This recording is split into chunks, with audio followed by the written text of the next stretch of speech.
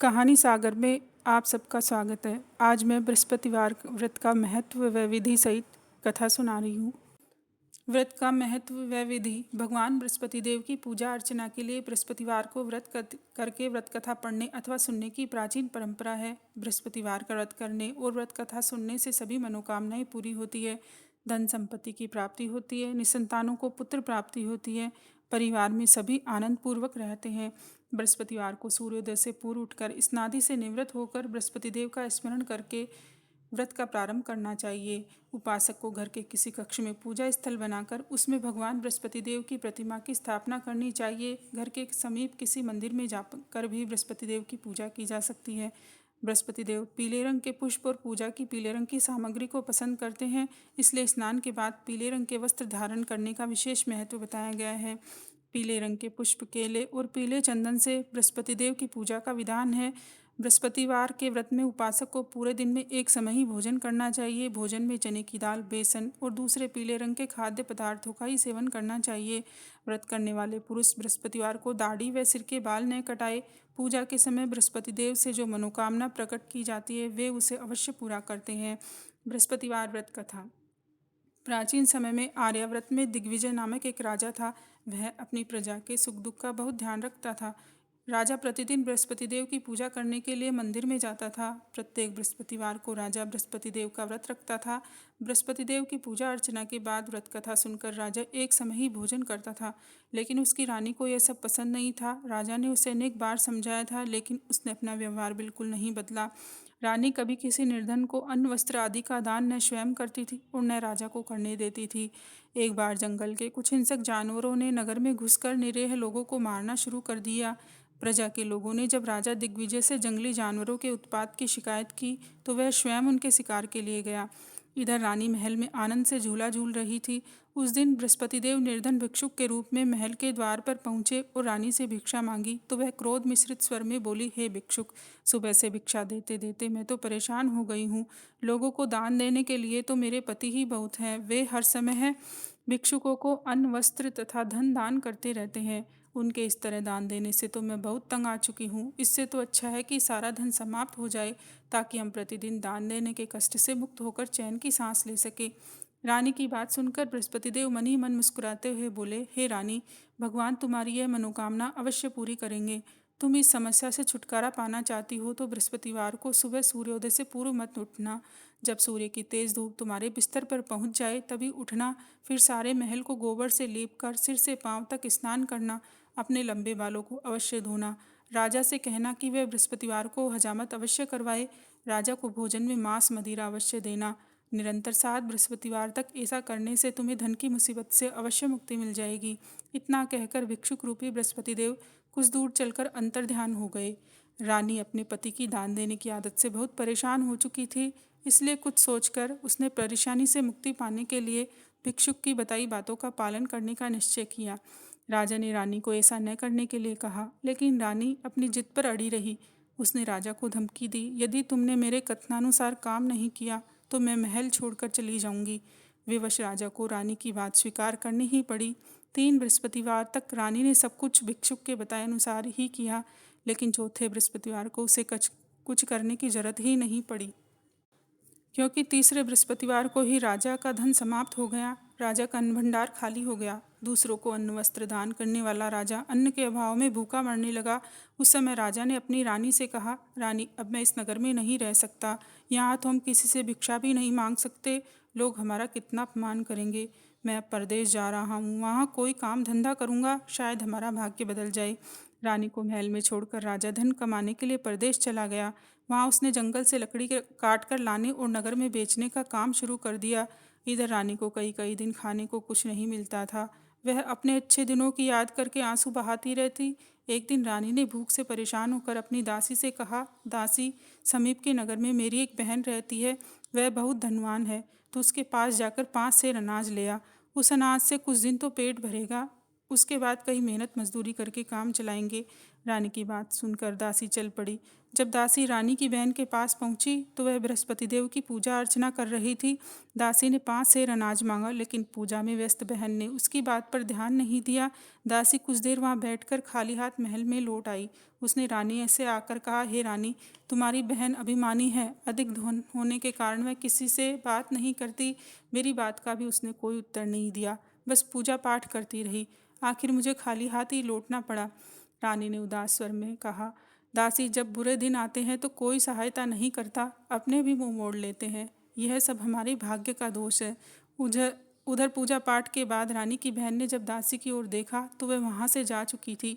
बहन ने सोचा, अवश्य ही मेरी बहन पर कोई विपत्ति आ पड़ी है, तभी तो उसने दासी को भेजकर 5 सेर अनाज मंगाया है। यह सोचकर वह घोड़ा गाड़ी में सवार हो रानी से मिलने के लिए चल पड़ी। रानी के महल में पहुंचकर उसने कहा, बहन, मुझे क्षमा करना। जब तुम्हारी दासी आई थी उस समय मैं बृहस्पति देव की पूजा कर रही थी और पूरी व्रत कथा सुने बिना उठ नहीं सकती थी। विष्णु भगवान का पूजन समाप्त करके जब मैं उठी तो दासी वहाँ से लौट आई थी। रानी ने बहन को सारी दुख भरी कहानी सुनाकर कहा, मैंने दासी को 5 सेर अनाज लाने के लिए भेजा था। बहन ने रानी की कहानी सुनकर कहा, बहन, मैं बृहस्पतिवार का व्रत करके बृहस्पति देव की पूजा करती हूँ, वे सबका कल्याण करते हैं। तुम भी बृहस्पति देव का स्मरण करके अपने महल के किसी कक्ष में जाकर देखो, शायद कहीं अनाज रखा मिल जाए। बहन की बात सुनकर रानी ने मन में सोचा, उसकी धनवान बहन अवश्य ही उससे उपहास कर रही है। लेकिन भगवान बृहस्पति देव का नाम लेकर उसने महल के कक्ष में गई। उस कक्ष में एक घड़ा रखा था। रानी ने उसमें हाथ डालकर टटोला तो सचमुच उस घड़े में अनाज भरा हुआ था। रानी बहुत हैरान हुई। उसने अपनी बहन से कहा, बहन, मुझे भी बृहस्पति देव के व्रत की विधि बताओ, अब मैं भी उनका व्रत किया करूंगी। तब बहन ने उससे बताया, रानी बहन, बृहस्पतिवार को सूर्योदय से पूर्व उठकर स्नान करके बृहस्पतिवार का व्रत करना चाहिए, लेकिन उस दिन सिर नहीं धोना चाहिए। चने की दाल, मुनक्का या किशमिश लेकर केले के वृक्ष के पास जाकर उसकी जड़ में बृहस्पति देव की पूजा करनी चाहिए। घी का दीपक जलाकर रखना चाहिए। उस दिन एक समय ही भोजन करें। भोजन में चने का आटा और पीले खाद्य पदार्थ ही ग्रहण करें। बृहस्पतिवार का व्रत करने से घर में धन संपत्ति की वर्षा होती है, अनाज से भंडार भर जाते हैं। इस व्रत को विधिवत करने से निसंतान को पुत्र की प्राप्ति होती है। बहन के वचन सुनकर रानी ने तुरंत ही बृहस्पति देव के व्रत करने का निश्चय कर लिया। 7वें दिन जब बृहस्पतिवार आया तो रानी ने बृहस्पतिवार का व्रत किया। कहीं से मांगकर उसने चने और गुड़ का प्रबंध किया। चने की दाल से केले की जड़ में विष्णु भगवान का पूजन किया और घी का दीपक जलाकर बृहस्पति देव की पूजा की। रानी भगवान विष्णु के भोग के लिए पीले अन्न का कहीं से प्रबंध नहीं कर सकी, अतः वह मनी मन परेशान होने लगी। उधर बृहस्पति देव रानी के विधिवत व्रत करने के निर्णय से बहुत प्रसन्न हुए, अतः वह अपना रूप परिवर्तित करके 2 थालियों में पीला भोजन लेकर रानी के घर पहुंचकर बोले, हे दासी, मैं तुम्हारी रानी के लिए व्रत का पीला भोजन लेकर आया हूँ। भोजन देकर वह चले गए। दासी ने रानी से बृहस्पति देव को भोग लगाकर उसे भोजन करने के लिए कहा। रानी को कुछ पता नहीं था। वह दासी से बोली, दासी, क्यों निर्धनता में मेरा उपहास करती है? तब दासी ने कहा, अभी अभी कोई आदमी मुझे 2 थाली पीला भोजन देकर गया है। वेशभूषा से तो वह मुझे कोई पुजारी जान पड़ता था। रानी ने बृहस्पति देव का भोग लगाया, फिर दासी के साथ बैठकर भोजन किया। रानी प्रत्येक बृहस्पतिवार को विधिवत व्रत करके बृहस्पति देव की पूजा करने लगी। रानी के व्रत करने से बृहस्पति देव बहुत प्रसन्न हुए। रानी के महल में धन की वर्षा होने लगी। कुछ ही दिनों में रानी के पास काफ़ी धन एकत्र हो गया। उसके अन्न भंडार भर गए। इतना सब कुछ होने से रानी फिर पहले की तरह आलसी और अभिमानी हो गई। एक दिन रानी ने किसी भिक्षुक को आलस्य के कारण खाली हाथ लौटा दिया तो दासी ने कहा, रानी जी, आप फिर पहले की तरह धन संपत्ति पाकर आलसी हो गई है। निर्धन को अपने द्वार से खाली हाथ लौटाना अच्छा नहीं होता। बृहस्पति देव की अनुकंपा से हमें अत्यधिक धन और अन्न मिला है, इसलिए आलस्य छोड़कर हमें निर्धनों को दिल खोलकर दान देना चाहिए। दान करने से आपके परिवार का नाम होगा और बृहस्पति देव प्रसन्न होकर आपका कल्याण करेंगे। दासी की बात सुनकर रानी ने निर्धनों को दान देना शुरू कर दिया। कई निर्धन ब्राह्मणों को धन देकर उनकी कन्याओं के विवाह में सहायता की। रानी की सब जगह प्रशंसा होने लगी। धन संपत्ति पाने पर रानी को राजा की याद सताने लगी। रानी ने एक दिन दासी से कहा, दासी, पता नहीं मेरे स्वामी परदेश में किस हाल में होंगे, मुझे अब उनका पता लगाना चाहिए। रानी ने पूजा के समय बृहस्पति देव से प्रार्थना की कि उसके पति को जल्दी घर लौटने का स्मरण कराए। उसी रात बृहस्पति देव ने परदेश में रह रहे राजा दिग्विजय को सपने में कहा, हे राजन, तुम अपने नगर को लौट जाओ, तुम्हारी रानी तुम्हें बहुत याद कर रही है। राजा सुबह उठकर लकड़ियाँ काट कर लाने के लिए जंगल की ओर चल पड़ा। जंगल से गुजरते हुए वह सोचने लगा, रानी की गलती से उसे कितने दुख भोगने पड़े। राजपाट छोड़कर परदेश में आकर रहना पड़ा। जंगल से लकड़ियाँ काटकर नगर में बेचकर गुजारा करना पड़ा। उसी समय बृहस्पति देव एक सन्यासी के रूप में राजा के पास पहुँचे। सन्यासी ने राजा से पूछा, हे लक्कड़हारे, तुम किस चिंता में पड़े हो? राजा ने दुखी मन से सारी व्यथा उस सन्यासी को सुनाई। उसकी व्यथा सुनकर सन्यासी ने कहा, हे लक्कड़हारे, तुम्हारी पत्नी ने भिक्षुक को धन नहीं देने के लिए आलस्य किया था। इससे बृहस्पति देव क्रोधित हो गए। उनके क्रोधित होने से ही तुम्हारी ऐसी हालत हुई। लेकिन अब चिंता करने की कोई बात नहीं। तुम घर लौटकर विधिवत बृहस्पति देव का व्रत करना आरंभ कर दो। बृहस्पतिवार को बृहस्पति देव का व्रत करके चने की दाल और गुड़ को जल से भरे बर्तन में डालकर केले के वृक्ष की पूजा करो। उसके बाद व्रत कथा सुनो। स्वयं भी व्रत कथा कह सकते हो। राजा ने सन्यासी से कहा, हे सन्यासी, मैं बृहस्पति देव की पूजा तो करना चाहता हूँ, लेकिन लकड़ियाँ काट कर बेचने से बस अपना पेट ही भर पाता हूँ। भगवान की पूजा के लिए धन कहाँ से लाऊं? राजा की बात सुनकर सन्यासी ने कहा, बृहस्पति देव का स्मरण कर तुम जंगल में जाकर लकड़ियाँ काटना, फिर उन्हें नगर में ले जाकर बेचना। तुम्हें इतना धन मिल जाएगा कि तुम अपने भोजन के साथ गुड़ और चने भी खरीद सकोगे। यह कहकर सन्यासी ने बृहस्पति देव की कथा लक्कड़हारे को सुनाई। प्राचीन समय में बसंतपुर नगर में एक निर्धन ब्राह्मण रहता था। उस ब्राह्मण की कोई संतान नहीं थी। उसकी पत्नी बहुत फुहड़ स्त्री थी। वह सुबह काफ़ी धूप निकलने के बाद उठती थी। प्रतिदिन स्नान भी नहीं करती थी। भगवान की पूजा करने की तो कभी सोचती ही नहीं थी। सुबह उठते ही वह पहले भोजन करती। घर में सफाई करना उसे कतई पसंद नहीं था। ब्राह्मण अपनी पत्नी के इस आचरण से बहुत दुखी था।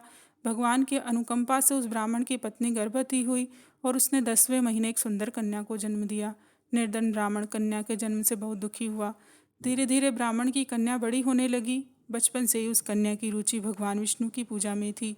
वह प्रातः उठते ही स्नादि करके भगवान विष्णु की पूजा करने मंदिर में जाती थी।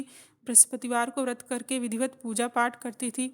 पूजा पाठ के बाद वह पढ़ने के लिए पाठशाला जाती थी। घर से चलते हुए वह मुट्ठी भर जौ साथ लेकर जाती और पाठशाला के रास्ते में थोड़े थोड़े जौ गिराती जाती थी। जब वह पाठशाला से घर लौटती तो जौ के वह दाने सोने में बदले हुए मिलते थे। लड़की सभी सोने के दाने बीन लाती थी। एक दिन जब वह सोने के दानों को साफ कर रही थी तो उसकी माँ ने कहा, बेटी, सोने के दाने साफ करने के लिए सोने का सूप भी होना चाहिए। अगले दिन बृहस्पतिवार था। उसने बृहस्पति देव की पूजा करते हुए प्रार्थना की, हे भगवान, यदि मैंने आपका व्रत विधिवत किया हो तो मुझे सोने का सूप दे दो। बृहस्पति देव ने उसकी मनोकामना पूर्ण करने का वचन दिया। पाठशाला से लौटते समय उसे रास्ते में सोने का सूप पड़ा हुआ मिला। घर लौटकर सोने का सूप अपनी माँ को दिखाकर वह सोने के दाने साफ करने लगी। उसी समय नगर का राजकुमार उसके घर के पास से गुजरा। उस सुंदर लड़की को सोने के सूप में जो साफ करते देख राजकुमार उस पर मोहित हो गया। महल में लौटकर राजकुमार ने राजा से उस लड़की से विवाह करने की इच्छा व्यक्त की। राजा ने ब्राह्मण को महल में बुलाकर राजकुमार से उसकी लड़की के विवाह की बात कही। ब्राह्मण तैयार हो गया। दुल्हन बनकर ब्राह्मण की लड़की महल में चली गई। लड़की के चले जाने से ब्राह्मण फिर निर्धन हो गया। उसे कई कई दिन भोजन भी नहीं मिलता था। वह बहुत दुखी होकर ब्राह्मण एक दिन अपनी लड़की के पास गया। अपने पिता से निर्धनता का समाचार सुनकर उसने बहुत सा धन देकर पिता को विदा किया। उस धन से ब्राह्मण के कुछ दिन तो आराम से कट गए, लेकिन फिर जल्दी ही भूखों मरने की हालत हो गई। ब्राह्मण अपनी लड़की से धन लेने के लिए फिर महल में पहुंचा। लड़की ने पिता की बुरी हालत देखकर कहा, पिताजी, आखिर आप कब तक मुझसे धन लेकर जीवन यापन करेंगे? आप कोई ऐसा उपाय क्यों नहीं करते जिससे आपका घर धन संपत्ति से भर जाए? ब्राह्मण ने कहा, मैंने तेरी माँ को बहुत समझाया, पर उसका समझाने का कुछ भी असर नहीं हुआ। तब कुछ सोचकर लड़की ने पिता से कहा, पिताजी, आप कुछ दिनों के लिए माँ को मेरे पास छोड़ जाओ। ब्राह्मण अपनी पत्नी को लड़की के पास महल में छोड़ आया। लड़की ने अपनी माँ से कहा, माँ, तुम कल प्रातः उठकर स्नादि करके बृहस्पति देव की पूजा अवश्य करना। पूजा करने से तुम्हारी दरिद्रता अवश्य दूर हो जाएगी। लेकिन उसकी माँ ने उसकी कोई बात नहीं मानी। तब क्रोधित होकर लड़की ने अपनी माँ को एक कक्ष में बंद कर दिया। सूर्योदय के समय माँ को उठाकर जबरदस्ती उसे स्नान कराया। फिर मंदिर में ले जाकर बृहस्पति देव की पूजा कराई। कुछ दिनों तक ऐसा करने से माँ की बुद्धि में परिवर्तन हुआ और वह बृहस्पतिवार का व्रत रखने लगी। उसके व्रत रखने से ब्राह्मण के घर में भगवान विष्णु की अनुकंपा से धन की वर्षा होने लगी।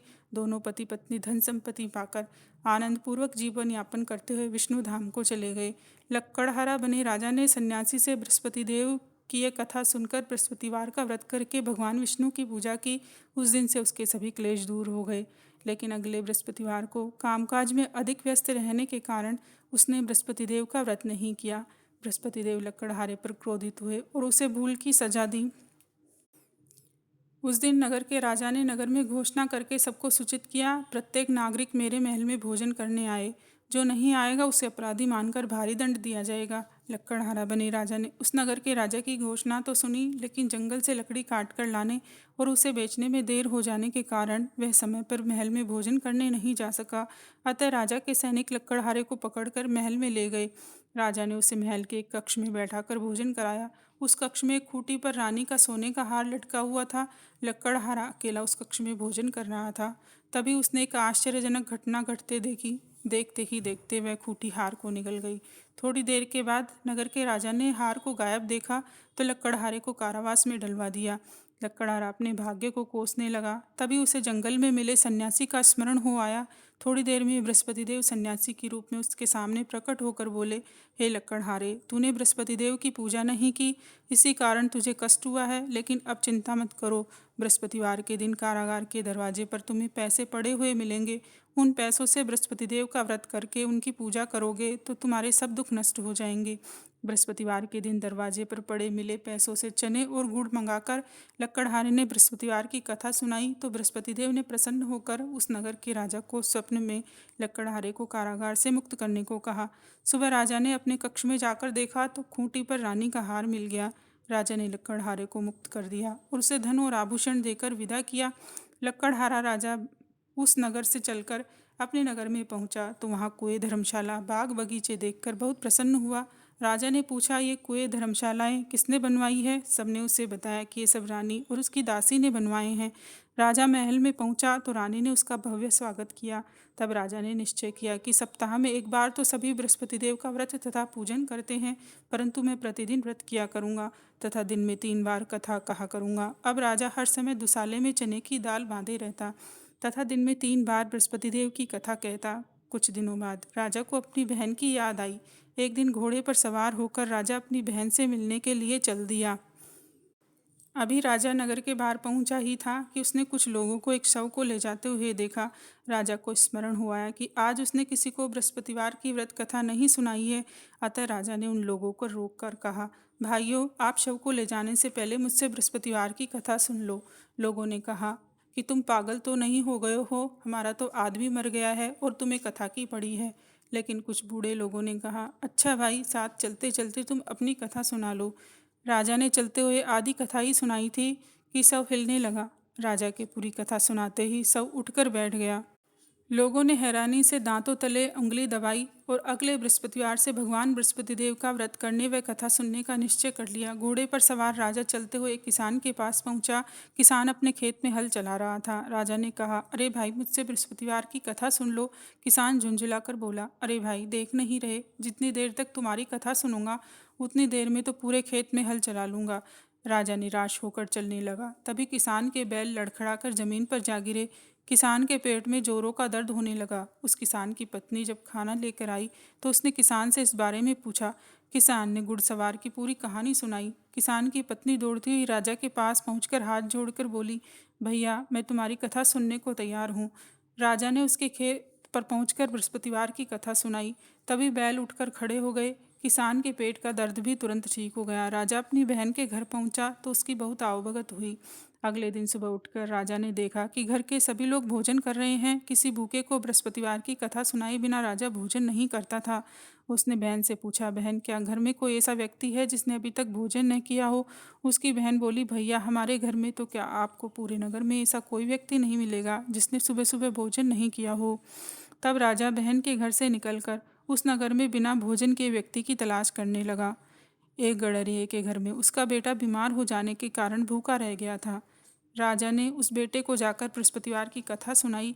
कथा सुनते सुनते गडरिये का बीमार बेटा बिल्कुल ठीक हो गया। सबने राजा की बहुत प्रशंसा की। एक दिन राजा ने अपनी बहन से कहा, बहन, अब हम अपने घर जाना चाहते हैं, तुम भी हमारे साथ चलो, कुछ दिन वहाँ रहकर लौट आना। राजा की बहन ने अपनी सास से पूछा तो सास ने ताने देते हुए कहा, बहू, मायके जाना है तो अकेली जाना, मेरे पोतों को नहीं ले जाना, क्योंकि तुम्हारे भाई के यहाँ कोई संतान नहीं है। कहीं तुम्हारी भाभी मेरे पोतों पर कोई जादू टोना न कर दे। दूसरे कक्ष में बहन की सास की बातें सुनकर राजा दुखी मन से अकेला ही अपने नगर को लौट आया। रानी ने राजा से पूछा, आप तो अपनी बहन को साथ लाने की बात कहकर गए थे, फिर उसे साथ क्यों नहीं लाए? राजा ने दुखी होते हुए कहा, रानी हम निसंतान हैं, इसलिए कोई हमारे घर आना पसंद नहीं करता। रानी ने राजा को समझाया, हे प्राणनाथ, हमें बृहस्पति देव ने सब कुछ दिया है, अब बृहस्पति देव हमें संतान भी अवश्य देंगे। बृहस्पतिवार को विधिवत व्रत करते हुए राजा रानी ने बृहस्पति देव से संतान के लिए प्रार्थना की। कुछ दिनों के बाद उन्होंने स्वप्न में दर्शन देते हुए कहा, हे राजन, तेरी मनोकामना पूरी होगी। 1 सप्ताह बाद ही रानी गर्भवती हो गई। 10वें महीने रानी ने एक सुंदर पुत्र को जन्म दिया। राजा रानी जीवन पर्यंत बृहस्पतिवार का व्रत करते रहे। उनके घर में धन की वर्षा होती रही। आनंद पूर्वक जीवन यापन करते हुए राजा रानी बृहस्पति देव की अनुकंपा से मोक्ष को प्राप्त करके सीधे बैकुंठ धाम पहुंच गए। बृहस्पतिवार को जो स्त्री पुरुष भगवान विष्णु की पूजा करते हैं, भगवान उनकी सभी मनोकामनाएं पूरी करती हैं। बोलिए बृहस्पति देव भगवान की जय।